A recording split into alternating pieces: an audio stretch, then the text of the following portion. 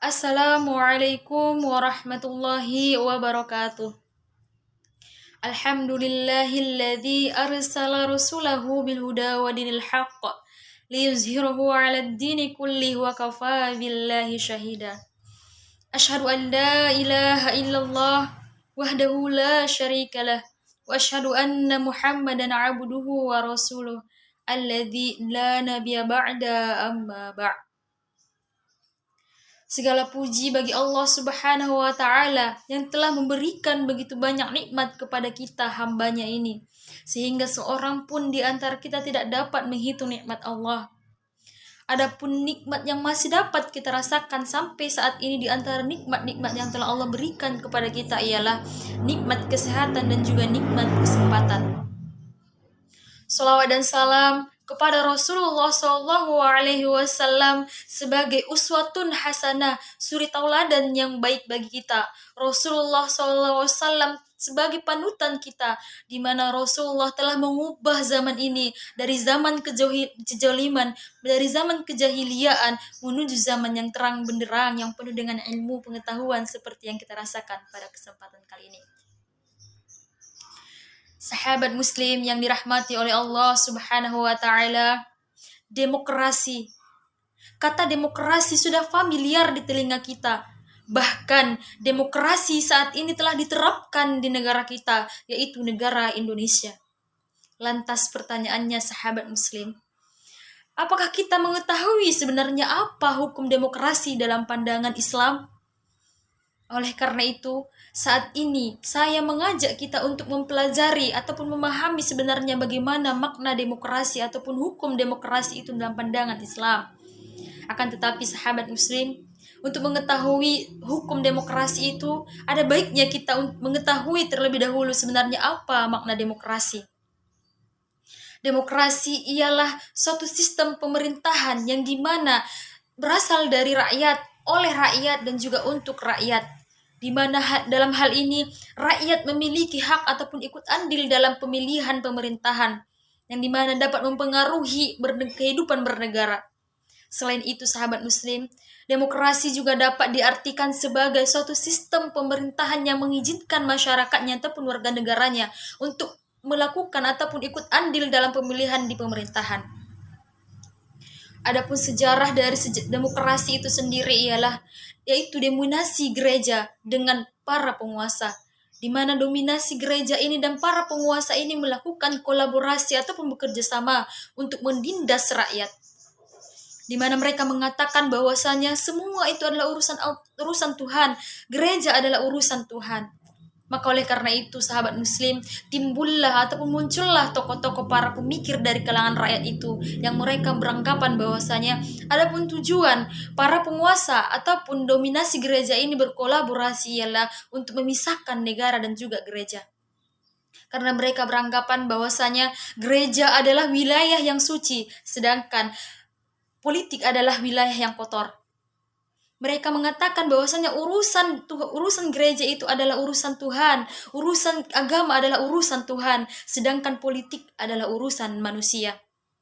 Oleh karena itu sahabat muslim yang dirahmati Allah, dari peristiwa ini ataupun pertikaian ini muncullah sebuah ide dari kalangan rakyat itu sendiri yang dinamakan dengan Vox Populi Vox Dei, di mana artinya ialah suara rakyat itu adalah sejatinya suara Tuhan. Kenapa mereka mengatakan seperti itu? Karena kita mengetahui sebagai manusia ataupun sebagai warga negara, pastinya kita akan ingin mendapatkan kebaikan untuk diri kita sendiri. Begitu juga kita ketahui bahwasanya suara Tuhan ataupun kehendak Tuhan ataupun Allah Subhanahu wa Ta'ala adalah yang terbaik untuk hambanya. Makanya mereka mengatakan bahwasanya suara rakyat itu sejatinya suara Tuhan. Tapi sayangnya kaum muslimin yang dirahmati Allah, demokrasi ini akhirnya diekspor ke negara-negara Islam, dan negara Islam ataupun umat Islam pun senang menerima demokrasi itu karena mereka beranggapan bahwasanya demokrasi mirip dengan Islam. Kenapa mereka mengatakan seperti itu? Karena kita ketahui bahwasanya di dalam prinsip demokrasi terdapat suatu prinsip yang dinamakan dengan musyawarah. Sedangkan di dalam ajaran Islam itu sendiri juga terdapat satu prinsip yang dinamakan dengan prinsip musyawarah. Makanya dari hal ini akhirnya kaum muslimin ataupun negara Islam mengatakan bahwasanya demokrasi ini berasal dari agama Islam. Na'udzubillahi min zalik. Oleh karena itu kaum muslimin yang dirahmati oleh Allah Subhanahu wa taala, perlu kita ketahui bahwasanya terdapat beberapa perbedaan antara demokrasi di dalam pandangan Islam. Yaitu yang pertama ialah sebagaimana kita ketahui bahwasanya demokrasi yaitu kedaulatan ataupun kekuasaan tertinggi berada di tangan rakyat, sedang di mana rakyat itu memiliki kekuasaan ataupun hak untuk menaikkan dan menurunkan penguasa. Selain itu, masyarakat juga memiliki hak ataupun membuat undang-undang dalam mengatur pemerintahan itu sendiri. Sedangkan di dalam ajaran Islam, kita tahu bahwasanya kekuasaan ataupun kedaulatan yang paling tinggi itu berada di tangan Allah Subhanahu wa taala. Sebagaimana hal ini dijelaskan oleh Allah Subhanahu wa taala dalam Quran surah Ghafir surah ke-40 ayat 12 yang bunyinya, A'udzu billahi minasyaitonir rajim. Bismillahirrahmanirrahim. Fal hukmu illa lillahil aliyyil azim. Yang artinya, maka keputusan ataupun kedaulatan itu sekarang ataupun sampai seterusnya itu berada di tangan Allah Subhanahu wa taala yang maha tinggi lagi maha besar.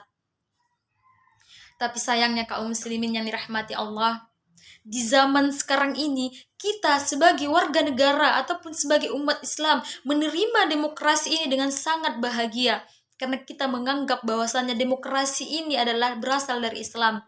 Kita juga beranggapan bahwasanya semakin demokratis negara kita ini, maka kita akan semakin dekat dengan agama Islam. Masya Allah. Itulah perbedaan yang pertama. Adapun perbedaan yang kedua ialah kita tahu bahwasanya demokrasi itu berasal dari akal pikiran manusia yang bertujuan untuk mengatur manusia itu sendiri, di mana manusia membuat suatu hukum untuk manusia dan akhirnya manusia menyembah manusia. Masya Allah, na'udzubillahi min zalik. Tetapi pertanyaannya saat ini, saudara kaum muslimin yang dirahmati Allah, apakah benar bahwasanya demokrasi bisa mengatur manusia? Jawabannya adalah tidak. Bahkan negara yang paling demokratis pun tidak dapat demokrasi. Contohnya ialah kita tahu bahwasanya negara Amerika Serikat. Negara Amerika Serikat yang katanya adalah negara yang paling demokratis, yang dimana setiap keputusan ataupun kebijakan pemerintahan itu terlebih dahulu harus dirundingkan ataupun didiskusikan. Tapi nyatanya ialah kita tahu bahwasanya di depan mata kepala kita sendiri, George Bush, pemerintahan Amerika Serikat menyerang negara-negara Islam, menyerang saudara-saudara muslim kita seperti di Irak dan juga Kuwait tanpa adanya rasa kasihan. Pertanyaannya, apakah mereka melakukan diskusi terlebih dahulu? Tidak, mereka tidak pernah melakukan diskusi terlebih dahulu, sahabat muslim. Contoh yang lainnya, yaitu masalah kenaikan BBM ataupun listrik. Apakah mereka melakukan diskusi terlebih dahulu? Tidak, mereka tidak pernah melakukan diskusi terlebih dahulu. Mereka melakukan sehendak ataupun keinginan mereka sendiri. Setelah itu mereka baru mendiskusikannya. Pertanyaannya lah, apakah ini masih berguna bagi kita? Tidak, sahabat muslim. Apa gunanya bagi kita itu saat ini? Karena mereka telah melakukannya, baru mereka diskusikan hal ini. Oleh karena itu, sahabat muslim yang dirahmati oleh Allah, kita tahu bahwasanya demokrasi itu tidak ada di dalam ajaran Islam. Sebagaimana kita tahu bahwasanya di zaman sekarang ini sayangnya kita sebagai warga negara Indonesia ataupun umat Islam lebih redho ataupun lebih patuh diperintah oleh manusia dibandingkan diperintah oleh ajaran Islam yang benar-benar sudah jelas itu berasal dari Allah Subhanahu wa taala. Selain itu kita juga mengetahui bahwasanya Islam adalah Islam, sedangkan kemaksiatan adalah kemaksiatan. Kita tidak bisa mencampur adukan antara Islam dan juga kemaksiatan. Kita tidak bisa mencampurkan antara hak yang batil dan yang batil. Sebagaimana dijelaskan oleh Allah Subhanahu wa taala dalam Quran surah Al-Baqarah surah kedua ayat 42 yang bunyinya, A'udzu billahi minasyaitonir rajim. Bismillahirrahmanirrahim.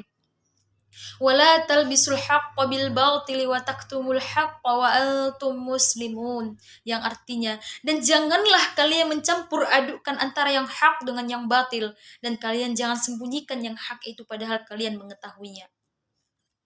Oleh karena itu, sahabat muslim yang dirahmati oleh Allah Subhanahu wa taala, marilah sama-sama kita menolak segala sistem peradaban ataupun pengaturan apapun itu yang berasal dari manusia lemah. Karena sejatinya kita adalah hamba Allah Subhanahu wa taala, maka kita juga akan kembali kepada Allah Subhanahu wa taala. Dalam hal ini dapat disimpulkan bahwasanya demokrasi itu berasal dari manusia yang lemah, manusia yang usang, yang bohong.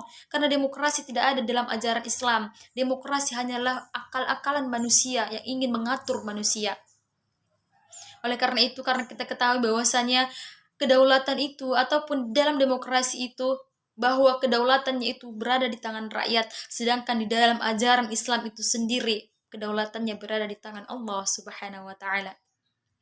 Kita tahu bahwasanya demokrasi ini adalah suatu perkara yang dibuat oleh manusia untuk mengatur manusia, di mana ini dibuat oleh para penguasa agar mereka bisa berkuasa.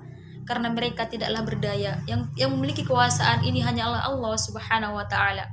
Sebagaimana hal ini dijelaskan oleh Allah Subhanahu wa taala dalam Quran surah Yusuf surah ayat 40 yang bunyinya, Bismillahirrahmanirrahim. Inil hukmu illa lillah amaru alla ta'budu illa iyyah. Dzalikat dinul qayyim walakinna aktsarun nasi la ya'lamun. Yang artinya, dan keputusan itu hanyalah milik Allah, di mana Dia telah memerintahkan kepada kita sebagai hambanya untuk tidak menyembah selain Allah, karena ini merupakan agama yang lurus. Tapi sayangnya, kebanyakan manusia tidak mengetahuinya. Sahabat muslim yang dirahmati Allah Subhanahu wa taala, mungkin hanya ini yang dapat saya sampaikan. Kurang dan janggalnya kepada Allah saya mohon ampun, kepada kita semua saya mohon maaf karena saya hanyalah manusia.